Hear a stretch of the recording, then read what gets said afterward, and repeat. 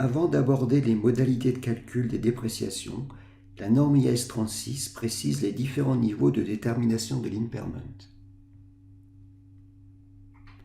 Les dépréciations peuvent en effet concerner un actif isolé, un groupe d'actifs, des titres mis en équivalence ou encore le goodwill.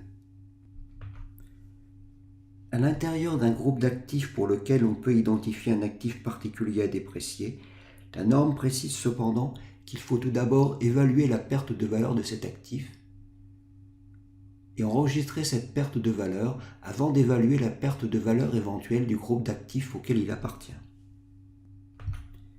En pratique, les groupes d'actifs pour IAS 36 doivent être constitués en UGT. La valeur d'utilité est alors à calculer pour ce groupe d'actifs, sachant que l'unité génératrice de trésorerie ou UGT est le plus petit groupe identifiable d'actifs générant des entrées de trésorerie largement indépendantes des entrées de trésorerie générées par d'autres actifs.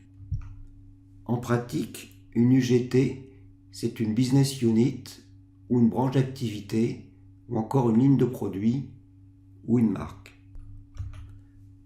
Voici concrètement quelques exemples d'UGT.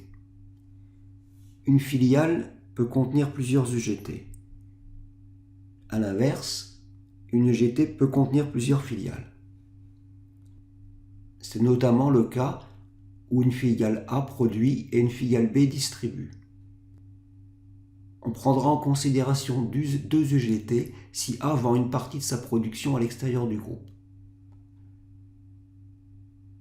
Et on considérera une seule UGT dans le cas contraire. C'est le cas le plus souvent retenu dans la pratique. Comment doit-on traiter les goodwill? Les goodwill doivent être affectés automatiquement à une ou plusieurs UGT. En pratique, la répartition doit se faire avec les modalités suivantes. On doit affecter le goodwill aux UGT pour lesquels on attend des synergies futures. Les critères de répartition possibles entre les diverses UGT sont les suivants. Au prorata des capitaux propres ou au prorata des cash flows attendus. Attention, cette affectation est une décision de gestion irrévocable.